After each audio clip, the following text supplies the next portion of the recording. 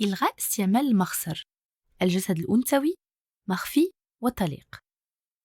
شهد القرن 19 تغيرات جذرية في العلاقة بين الجنسين، وتجلت هذه التغيرات لأول مرة في أسلوب اللباس السائد في ذلك الوقت. فكلما سعت المرأة إلى الامتثال لمطالب الاجتماعية والأخلاقية كانت تتحشم، حيث كانت تغطية وإخفاء المرأة أمرا طبيعي، حتى بانت بعض الثغرات وظهرت تدريجيا تغييرات جذرية في المجتمع. إيميلي فلوج، مصممة أزياء، 1874-1952. في وقت مبكر جدا عرفت إيميلي فلوج إلى أي مدى يمثل المشد سترة ضيقة كفرضها المجتمع على النساء.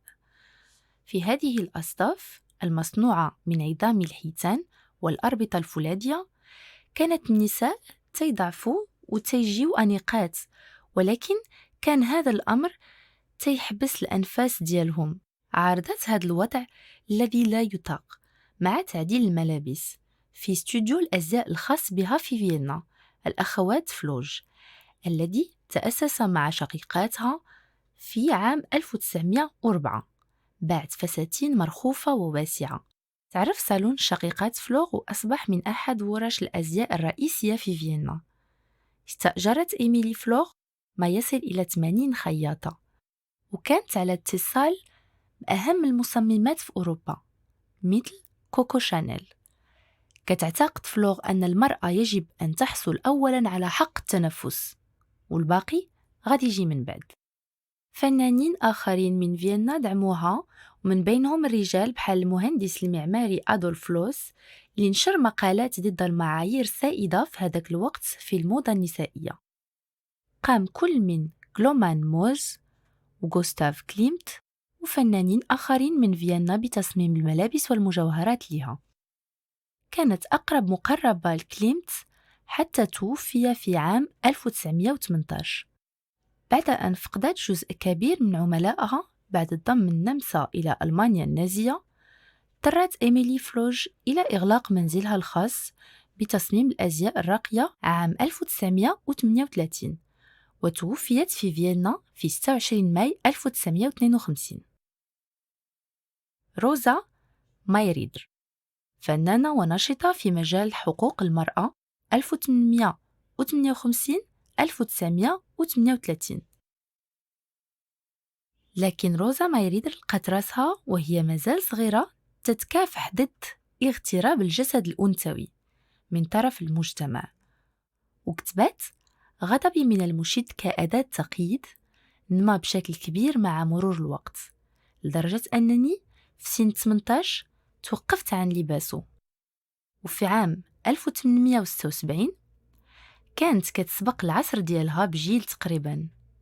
سنة 1902 لم تكسب المعركة ضد المشد، وأصبحت عضواً في مجلس إدارة الجمعية العامة للنساء النمساويات، وكتبت عدد كامل في مجلتها وثائق المرأة.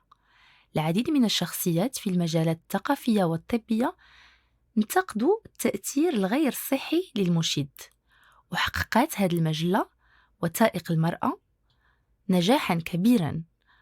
كانت روزا مايريدر رسامة موهوبة للغاية، عرضت أعمالها من فيينا وشيكاغو وبرلين. ككاتبة كتبت نص الأوبرا دير كوريجيدور دوغو وولف، ونشرت قصص كتيرة قصيرة وروايات. ومع ذلك كانت أعظم نقاط قوتها هي مقالاتها الفلسفية والاجتماعية التي عارضت فيها تقليص دور المرأة وتمييزها، مع كلاسيكيات مثل ويبليشكيت زور كريكتير دير في نقد الأنثوية 1905، جيشليشت und كولتور الجنس والثقافة 1923، دير ليتسي غوت الرب الأخير 1933. توفيت روزا مايريدر في فيينا سنة 1938.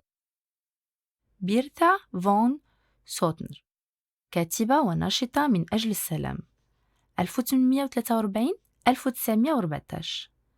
كان مؤتمر لاهاي الدولي للسلام عام 1907 مصدر إحباط هائل بين دعاة السلام والأوروبيين.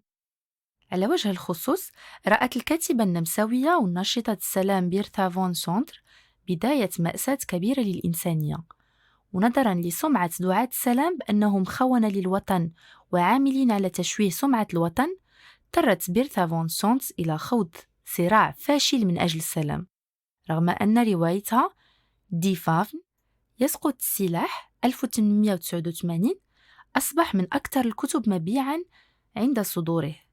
تلقت مبادرات السلام التي تلقتها بيرتا فون سونتس السكرتيرة الشخصية لألفريد نوبل لبضعة أسابيع واحد الدعم كبير. هذا الأخير اللي أصبح أحد أغنى الرجال في العالم بعد اختراع الديناميت، أصبح عضو في أوستريشيش فريدنجلشاشت، جمعية السلام النمساوية.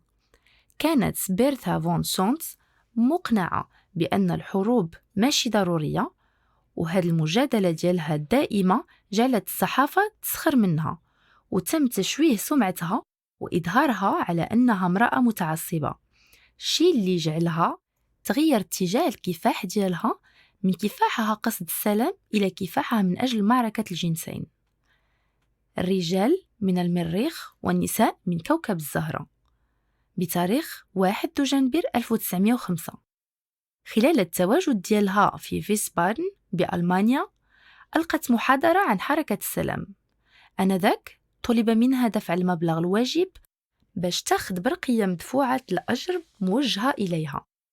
رفضت في البداية قبل ما تدفع، كتبت لاحقا في يومياتها: كان الموضوع كيستاهل، حيث هذيك البرقية جاء فيها بأنها حصلت على جائزة نوبل للسلام.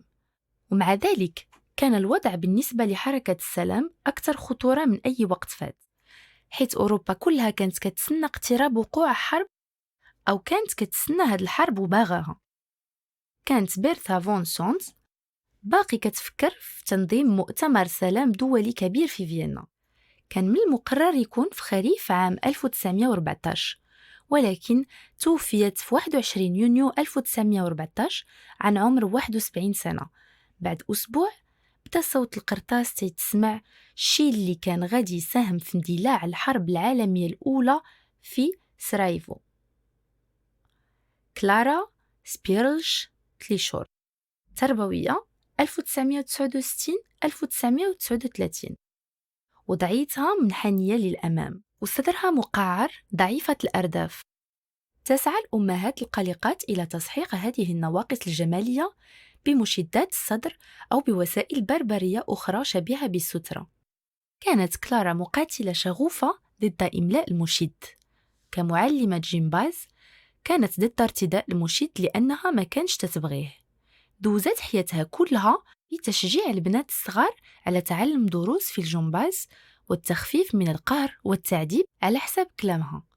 في بداية القرن العشرين نشرت العديد من المقالات اللي وضحت فيها أنه بالإضافة إلى النتائج الصحية الإيجابية، فرياضة الجيمباز أيضاً كتساعد على ضبط النفس والسلوك الاجتماعي الجيد للطالبات. ولهذه الغاية أنشأت برامج تدريبية ومناهج مدرسية في التربية البدنية تم تبنيها تدريجياً في المناهج المدرسية خلال العقود الأولى من القرن العشرين. خلال هذه السنوات نشرت أيضاً العديد من الكتابات التعليمية الهامة، مثل رعاية الأسنان لأطفال مدارسنا 1916، أو تعزيز النظافة للوقاية من الأمراض المعدية 1921.